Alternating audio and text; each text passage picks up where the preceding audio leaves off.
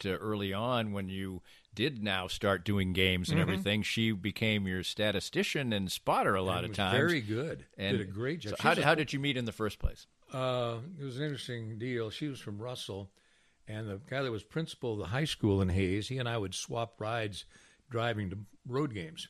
And his wife had a friend who knew Linda's family, and they thought, that's how this ought to work. Well, it eventually did. And Linda's dad, he had 3 daughters in their family, so he was a big sports fan, had played baseball as a young man, and that's where that all kind of started. And yeah, I had a little thing. I once in a while let her read the stats, and I called the segment "The Spotter Speaks."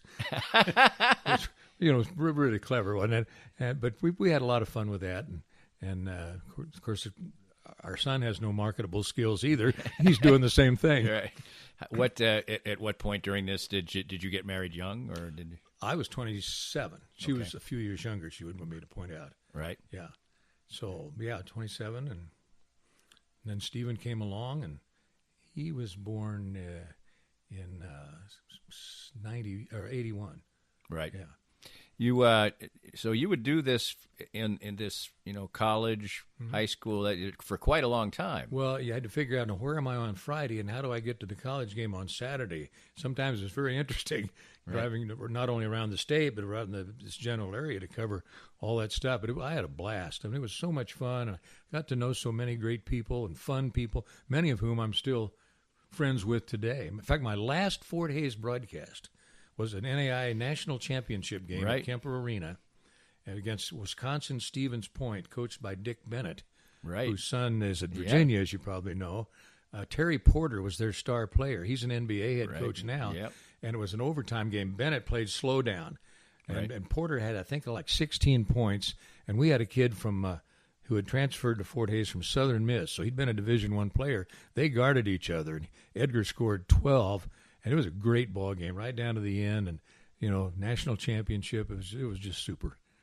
You were in late 30s then, I would say, right about then, or just about 40 years old. Well, I was 40 when we moved to Lawrence. Right.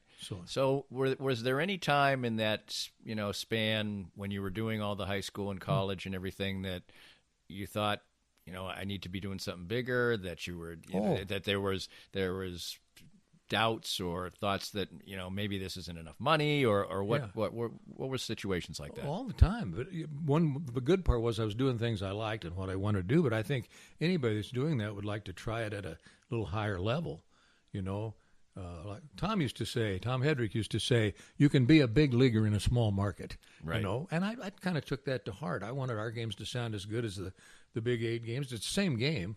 Right. Now, as you know, at the smaller level, you don't have as much going for you as you do at the so-called major league level, where you have more information you can possibly use. But that's good. And I did a lot of games by myself, which was also another factor. But I loved it, and I was, I had tried a few times on another job. I came in second for the Indiana job, 1973, and the guy that beat me out still has the job, and he's done a great job. We're good friends. Don Fisher's his name. Right.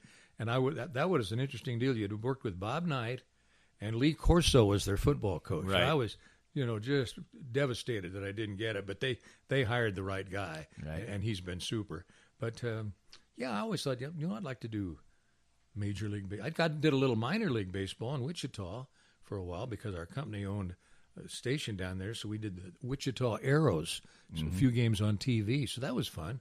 But, sometimes you have to be lucky.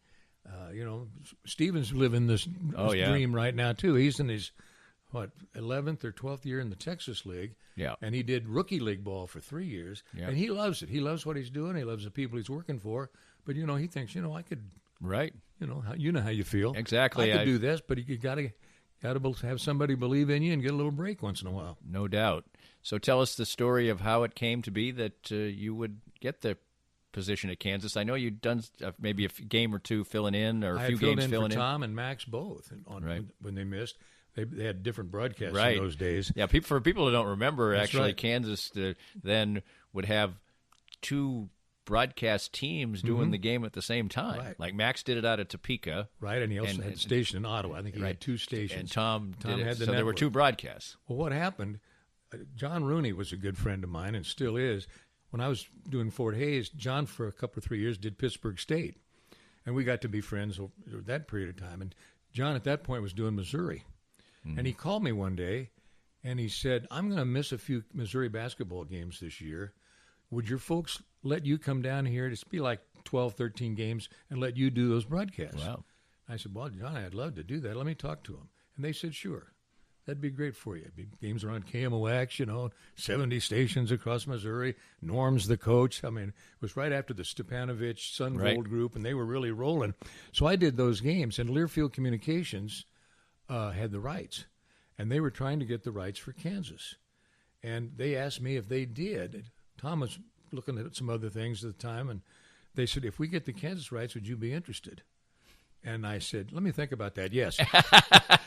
and that was how that happened. So that was kind of a break. Rooney being a friend of mine, and did those Missouri games, and Norm said, "This guy coming in from Kansas, we got a hawker doing our games," but he was great. He was really fun, and that was a great experience. Now you come in to do this, and now there's going to be one broadcast basically, right.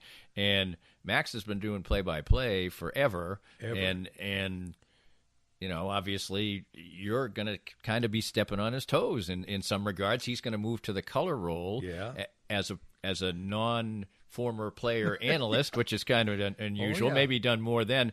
How did that all shake out? And you guys are both such wonderful people, but still there must have been a little bit of tension at first. We really got to be close friends, but yet it was a tough role for him because he had never done that, It's like they say about head coach, assistant coach, you move 12 inches on the bench, but things really change. But one thing, he knew everybody involved with KU sports. And so he was a great resource. He worked with Fog Allen, knew everybody. And we just kind of worked it out. And we had fun. We worked with Larry, which was an interesting situation. And then Roy. And then, of course, Bill, 3 Hall of Fame coaches in basketball. But yeah, you hit on a thing. You probably need to read one of Max's books to talk about that. But we became good friends, and we worked together 26 years, I think it was, and we spent most of that time laughing. In fact, Max one time said, "We should have gotten married. We've never had an argument." If you're married, you would have ruined it. So you do step into that role, and you come at really a great time. And I know this personally because I was the student announcer for the last year of Ted Owens, right, which is really the last time that Kansas wasn't very good at basketball. Ted had some nice years, but certainly the last couple were 2 not. 2 Final Fours. I always joke, I saw all the games that would be referred to as the last time Kansas did this, the last time Kansas did that, in a negative way. So you come, basically, did you come right with Larry, first year of Larry, or second year? Larry's Danny's first year, but Larry's second year. Larry's second year. Yeah. So you step in right when Kansas timing, is on the resurgence as well. So that must have been a great time, great thrill. It was, and Larry was such an interesting personality. When this guy comes in, he's an absolute national figure. I mean, coached in the NBA, played in the Olympics. He was just different. He was a basketball savant, I always said. I mean, he could take his team and beat yours, and your team beat his, as they say.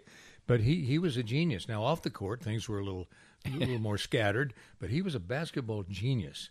And it was so much fun to be around him and watch him work. And I'll never forget those 4 years, of course, culminating with Danny and the Miracles. Right. Yeah. So what were the challenges when you're with a basketball savant and maybe his personal life was a little interesting, to say the least, or whatever? We know the stories, but what was that like? What was your relationship like with Larry Brown? Somebody who maybe, were you nervous asking basketball questions? That's things like that, because he, like you say, he's a savant, a genius in his own way. Not beyond telling Max or me, "You're the announcer, I'm the coach." Well, I like that role, fine. But I try to ask him questions and ask him basketball questions. He remembered the inbounds play that the Carolina Cougars ran against the Kentucky Colonels, in the ABA. Right. And a lot of people, he just remembers everything. He's got a memory for all the plays that worked. He's a unique guy. He's won at both. How many guys have won at both levels? Right. He's won an NBA title.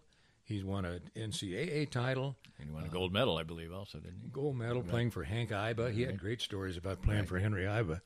But Larry was unique, and it was fun to be around him. And it was really a pretty smooth transition because Roy came with the North Carolina mentality and what they did. So it was pretty smooth for the players, although he and Larry certainly were different personalities. But I think that was, as it worked out, a really smooth move.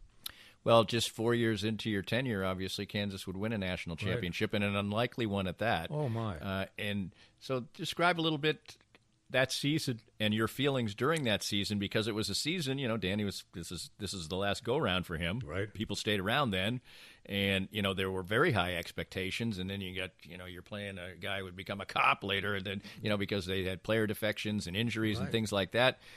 So the season looked like it wasn't going to be what it was stacked up to be, and it turned out to be that way. That must have been a really wild ride that year. They were 12-8, I believe, at one stage of the season, and we were thinking, well, maybe we can get in the NIT. Danny had contemplated going out, right? And Ed Manning, his dad, said, "No, you're not ready." Well, he was, but he said, "No, you're going to stay another year." Well, they kind of got hot at the end. They had a couple of injuries. They limped into the NCAA tournament. I think they were a 6th seed. Yep. And there were a couple of upsets. North Carolina State got upset, Valvano's team, and one of them, maybe it was Pitt. We were in Lincoln for the first stop, and we won those 2 games. And Xavier was in it. And some of the Xavier players had made fun of Lincoln. And so when I thought KU would not be a home team there, but they were. The Nebraska fans really got behind Kansas because they were mad at Xavier. And we won those 2 games. And then we go to Pontiac, Michigan. And K-State was there as well. Mm-hmm. K-State upsets the top seed, Purdue, had a great team. And we beat Vanderbilt with Will Purdue. Yeah. And I've talked to the coach at Vanderbilt since then about post defense. I said, "You thought Will could guard Danny, didn't you?" He said, "Well, one of the biggest mistakes ever made. Danny scored 35, I think, in the first half on Will Purdue, and they won that game." And then the next game, K-State, for the right to go to the Final Four, and of all places, Kansas City. Right. It was just an unbelievable story. And, K-State had won 2 of the games against KU that year. There was the one in Lawrence, the one in Kansas City. KU was starting a long winning streak in Manhattan at the time, and that was one of those games. It was a tremendous game. And Mitch Richmond was the K-State star, and, of course, Manning. And KU, Scooter Berry had the game of his life, and KU won the ball game. Right. And I was always a Lon Kruger fan, but from then on I really was, because Lon showed so much class losing that game. And we had 40-some thousand at that game at the Pontiac Silverdome, most of them from Kansas. And it was just an unbelievable atmosphere. And to win that game and to go to Kansas City the following week, they beat K-State. The last 3 teams to beat KU that season were K-State, Oklahoma, and Duke. Funny thing about that. They beat K-State. Now they're going to go to Kansas City, as it turned out, play Duke and Oklahoma. Yeah. Remember the T-shirts that said paybacks are a you-know-what? Right. Yeah, that was for that. You're right. And what are your memories of the championship game? This was supposed to be a game that Kansas was supposed to go out and run with Oklahoma, and then it's 50-50 at the half. On the 50th anniversary of the Final Four. So tell me your memories of that game. Well, one of my biggest memories is that Billy Tubbs only played 6 players. And he liked to run, and our guys decided to run the first half. I think Danny talked the guys into that a little bit.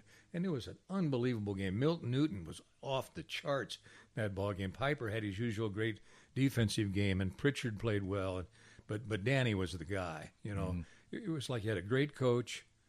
You had the best player in the country. You had some things going for you. I mean, Oklahoma was great. That was an awesome team. But they managed to win the game. And, the celebration was sensational. And, wow, I had 4 days at Kemper. This was at Kemper. I mean, it was kind of an odd feeling. But, that was just unbelievable to win that game. Then, of course, you don't get to enjoy the championship very long because, the coach just decides after various back and forths that he's not going to return. Yeah. And then basically the 11th choice or something for the job is Roy Williams. What were your thoughts during that time? Jerry Waugh, who's now a real good friend of mine, but at the time, Jerry was a long-time KU coach, assistant. He was Dick Harp's assistant, played for Fogg. He said, you know, the guy we ought to hire is Roy Williams. Because Bob Frederick recommended him and Dick Harp recommended him. Right. And like I said, talking about the change from Larry to Roy, it was a very smooth transition. The style of play, and